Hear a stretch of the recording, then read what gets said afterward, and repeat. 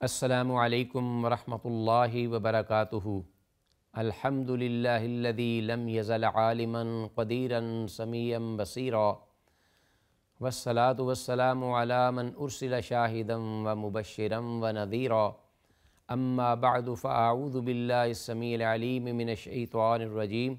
من ہمزہ ونفخہ ونفثہ، بسم اللہ الرحمن الرحیم۔ وبشر عباد الذین یستمعون القول فیتبعون احسنہ، اولئک الذین ہداہم اللہ واولئک هم اولو الالباب۔ ناظرین، پیش خدمت ہے پروگرام صوت ہادی، اور اللہ کی بارگاہ میں دعا ہے کہ اللہ تعالیٰ اس پروگرام کے ضمن میں جو کچھ کہا سنا جائے کتاب اللہ سنت رسول اللہ صلی اللہ علیہ وسلم کی تعلیمات کی روشنی میں، اللہ ہم سب کو وہ سننے، سمجھنے اور پھر اس پر عمل کی توفیق دے۔ سبحانک لا علم لنا الا ما علمتنا انک انت العلیم الحکیم۔ ناظرین، آج کی اس مجلس میں جو حدیث رسول صلی اللہ علیہ وسلم زیر مطالعہ ہے، وہ حدیث جس کا تذکرہ یا آغاز ہم نے گزشتہ پروگرام میں کیا تھا، اور پھر یہ کہتے ہوئے کہ انشاءاللہ آئندہ پروگرام میں اس کی تکمیل ہوگی، ہم نے آپ سے اجازت لی تھی۔ آج ہم اس حدیث کا آغاز کرتے ہیں اللہ کی توفیق سے۔ اس سے پہلے میں چاہوں گا کہ حسب معمول باب کے الفاظ کا اعادہ کرتا چلوں، تاکہ حدیث میں جو بات ذکر ہوئی ہے اس بارے میں اس کو سمجھنے میں آسانی ہو۔ مؤلف رحمہ اللہ نے اس حدیث اور دیگر جو آنے والی احادیث ہیں، ان احادیث کے بارے میں جو الفاظ ذکر کیے ہیں باب کے، وہ ہیں باب النہی عن صوم الدہر لمن تضرر بہ او لم یفطر العیدین او التشریق، و بیان تفضیل صوم یوم و افطار یوم، کہ ایک تو صیام دہر یعنی مسلسل روزے کے بارے میں کہ یہ ممانعت ہے شریعت طاہرہ میں، اور حضرت داؤد علیہ السلام کا روزہ یہ اللہ کو محبوب ہے، اس کی ترغیب دی گئی ہے۔ اور اسی طرح وہ شخص جو اس کو کوئی خطرہ لاحق ہو، تکلیف ہو، جسمانی کمزوری کا، بیماری کا، یا پھر یہ کہ کسی دوسرے کے واجبات اور حقوق و فرائض تلف ہونے کا خدشہ اور اندیشہ ہو، یا وہ شخص یہ چاہتا ہو کہ عیدین کے دن بھی میں روزہ رکھوں، تو ایام تشریق میں بھی، تو ایسا شخص جو ہے اس کے لیے یہ روزہ شریعت میں جائز نہیں، درست نہیں ہے، اور نہ ہی باعث ثواب و اجر ہے۔ اس سلسلے میں پہلی حدیث 714 حضرت عبداللہ بن عمر بن عاص رضی اللہ عنہما کی، جو کہ خود فرماتے ہیں کہ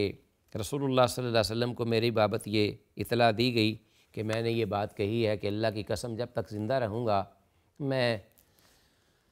پوری رات قیام کیا کروں گا اور دن کو روزہ رکھا کروں گا۔ آپ صلی اللہ علیہ وسلم کو جب خبر ملی تو میں حاضر خدمت ہوا، اور میں نے آپ کی خدمت میں آپ کے حضور یہ بات گوش گزار کی کہ اے اللہ کے رسول، میرے ماں باپ پر قربان، میں نے یہ بات کہی ہے۔ تو آپ نے فرمایا کہ فَإِنَّكَ لَن تَسْتَطِيعُ ذَلِكَ صُمْ وَأَفْطِرْ وَقُمْ وَنَمْ وَصُمْ مِنَ الشَّهْرِ 3 أَيَّامٍ، کہ تم اس کی طاقت نہیں رکھ سکو گے۔ جذبہ تو بڑا اچھا ہے دینی اور ایمانی، لیکن یہ مسلسل جس کا مکلف اللہ نے ہمیں نہیں ٹھہرایا اور ہمیں پابند بھی نہیں کیا، تو ادر ہوئے جذبے کی اور شوق اور ذوق میں آ کر یہ بات کرنا یا اس کا آغاز کرنا یہ مشکل ہو جائے گا۔ تو اس لیے یہ بہتر یہی ہے کہ آپ روزہ رکھا بھی کریں، افطار بھی کیا کریں، اور قیام بھی کیا کریں، سویا بھی کریں۔ تو اور اگر چاہتے ہو تو بہترین ترغیب آپ صلی اللہ علیہ وسلم نے فرمائی وہ یہ کہ وَصُمْ مِنَ الشَّهْرِ 3 أَيَّامٍ، کہ 3 روزے جو ہیں وہ ایک مہینے میں آپ رکھا کریں، اور ان روزوں سے مراد آپ کے ایام بیض کے روزے جو آپ خود رکھا کرتے تھے، ہر اسلامی مہینے یا چاند اسلامی کیلنڈر کے حساب سے 13، 14، 15 چاند کی تاریخ میں جو روزے آتے ہیں۔ تو آگے رسول اللہ صلی اللہ علیہ وسلم نے اس کی وضاحت فرمائی۔ تو ناظرین، یہ بات اس کی طرف اشارہ میں نے کیا تھا کہ عموماً صحابہ جب اپنے اعمال کا تقابل کرتے رسول اللہ صلی اللہ علیہ وسلم کی عبادت و ریاضت کے ساتھ، یا آپ کی قیام کے ساتھ، یا آپ کے جو روزے تھے، یا آپ کی زندگی کی سادگی تھی، تو اپنے اعمال کو بہت کم محسوس کرتے۔ تو پھر اس طرح کا وہ جذبہ ابھرتا ان کے دل و دماغ میں، اور پھر اللہ کے رسول صلی اللہ علیہ وسلم سے وہ آ کر استفسار کرتے اور گویا کہ اجازت مانگتے، طلب کرتے۔ اس بارے میں ایک بڑی معروف حدیث جو حضرت انس بن مالک رضی اللہ تعالیٰ عنہ سے معروف ہے، اور اس میں یہ ذکر بھی ہوا ہے کہ جاء ثلاث رہط الی بعض بیوت ازواج النبی صلی اللہ علیہ وسلم، کہ غالباً 3 صحابہ تھے، وہ ازواج مطہرات میں سے کسی زوجہ محترمہ کے گھر کی طرف آئے اور انہوں نے رسول اللہ صلی اللہ علیہ وسلم کی عبادت کے بارے میں پوچھا، تو انہوں نے بتا دیا کہ رسول اللہ صلی اللہ علیہ وسلم کا یہ معمول ہے۔ تو کانم تقالوہا، کہتے ہیں کہ این نحن من رسول اللہ صلی اللہ علیہ وسلم،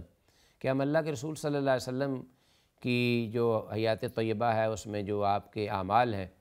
وہ کہاں اور ہمارے عمل کہاں، ہم تو بہت ہی پیچھے ہیں سلسلے میں، کیا بنے گا ہمارا۔ تو ایک کہتا ہے کہ میں ہمیشہ جو ہے اصلی اللیل ولا ارقد، میں ہمیشہ رات کو پوری رات قیام کروں گا، اقوم اللیل ولا ارقد، اور میں سوؤں گا نہیں۔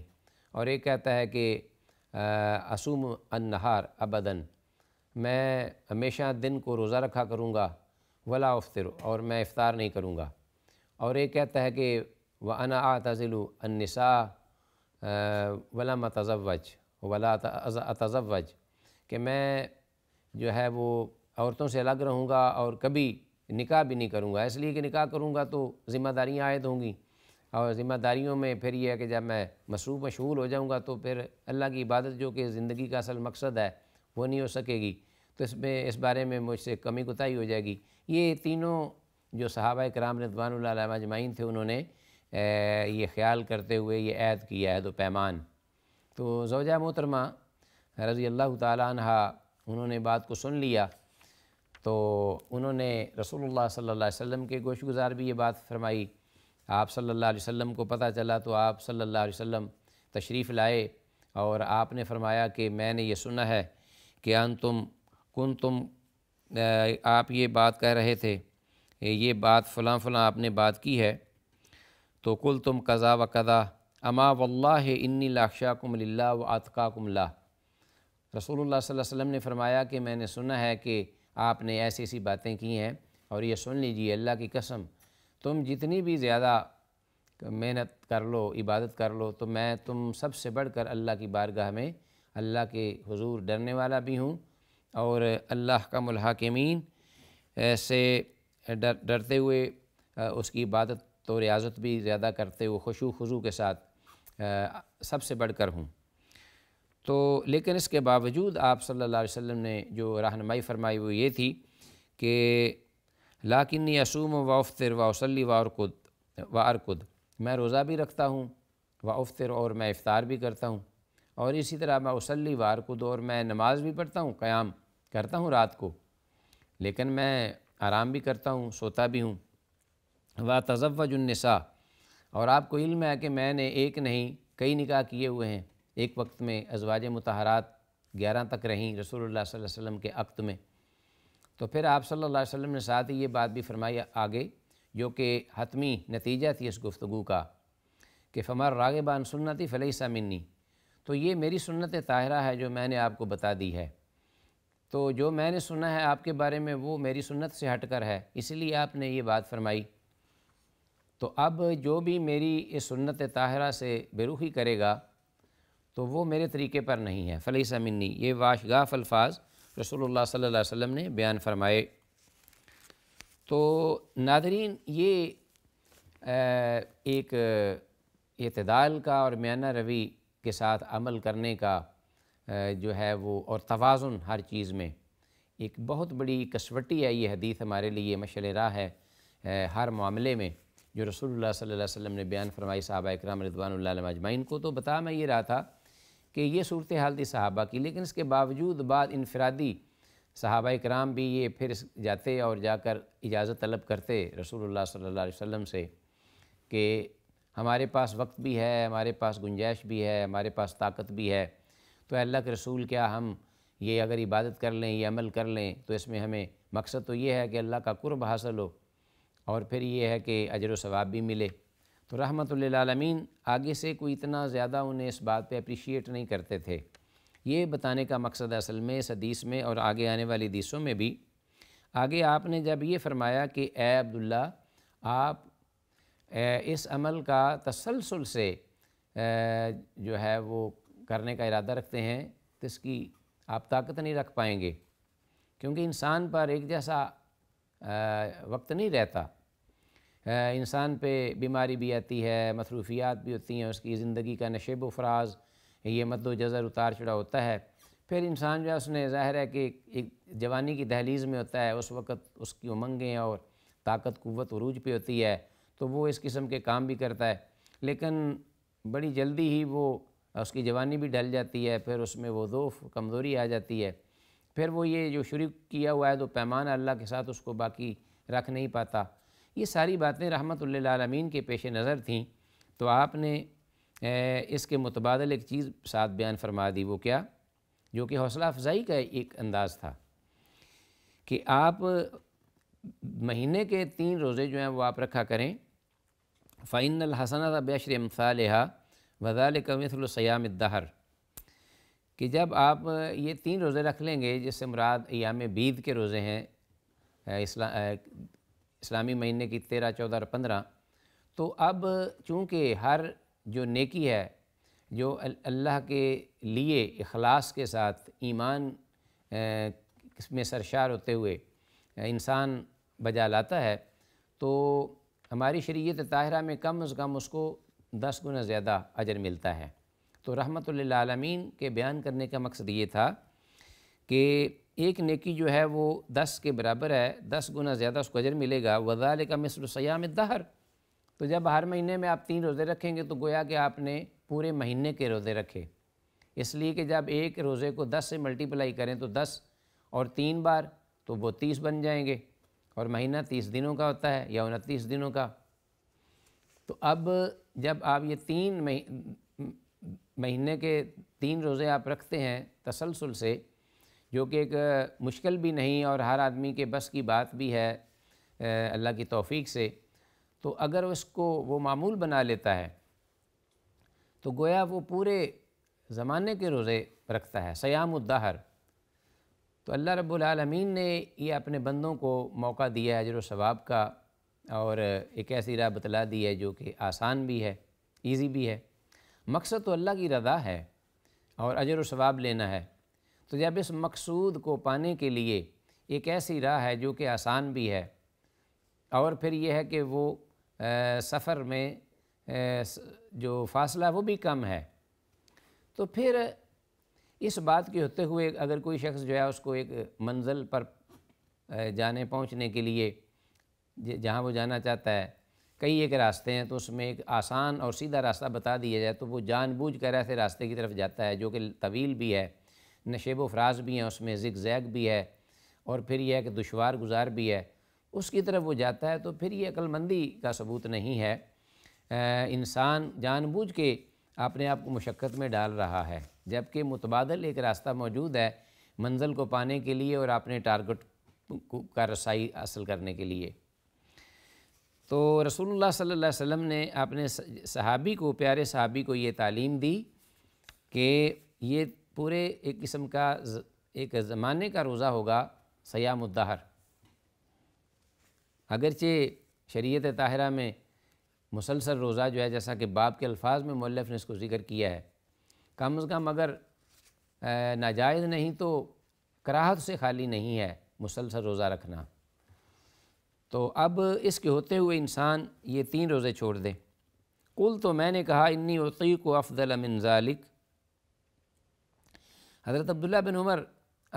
بن عمر بن عاص رضی اللہ تعالیٰ عنہما نے جب یہ سنا رحمت للعالمین سے، تو آگے سے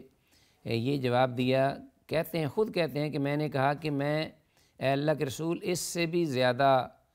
کی طاقت رکھتا ہوں۔ قل تو انی اطیق افضل من ذالک، گویا کہ افضل من ذالک سے مراد یہ کہ اکثر من ذالک۔ ان کے ذہن میں یہ بات بیٹھی ہوئی تھی کہ روزوں کی جو کثرت ہے تعداد کی، حقیقت میں وہ ہے وجہ ثواب اور اجر کی کثرت کی۔ تو یہ ایک بات جو ہے یہ بھی درست نہیں ہے، اس لیے وہ بار بار کہیں کہ میں سے افضل جو ہے اس کی طاقت رکھتا ہوں۔ اب رحمت للعالمین نے جو نسخہ دیا ہے وہ کم خرچ اور بالا نشیں ہے بھی سستا اور اجر و ثواب بھی بالکل مکمل ہے۔ تو ان کے ذہن میں یہ بات ہی گویا کہ یہ تو 3 روزے ہیں، میں اگر زیادہ رکھوں گا تو زیادہ اجر و ثواب ملے گا۔